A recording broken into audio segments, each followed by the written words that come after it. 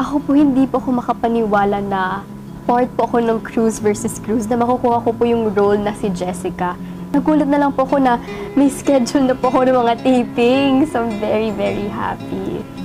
Ako po yung reaction ko po, nagulat po ako kasi sabi ko, hala, magagawa ko ba ito ng maayos? Ano kaya, may sampalan scene ba? May mga iyakan ba? Sino kaya yung mommy ko? Sino kaya yung kaaway ko kung meron man? And kung paano po ako nag-prepare, binasa ko po agad yung script talaga. Kasi yung first script po, wala po ako doon, pero binasa ko talaga siya para yung background ng family ko and yung kabilang family malalaman ko po. Nung unang nakita ko po si Miss Gladys sa StoryCon po, tapos naka-red kami, tapos nakita ko siya palapit, tapos binibesa niya lahat kami, tapos nung medyo palapit na siya sa akin, buweso siya sa, hala ko, ang bait-bait ni Miss Gladys. Tapos hindi ko po kasi alam yung story pa noon.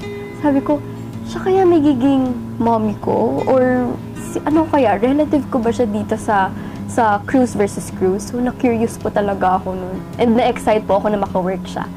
First day po sa bahay namin, parang second day ko pa lang po yun ng shoot, tapos ang dami ko na pong mga linya and mga eksena. Tapos nakita ako dun sa script, nung binasa ko yung script, may sampalan.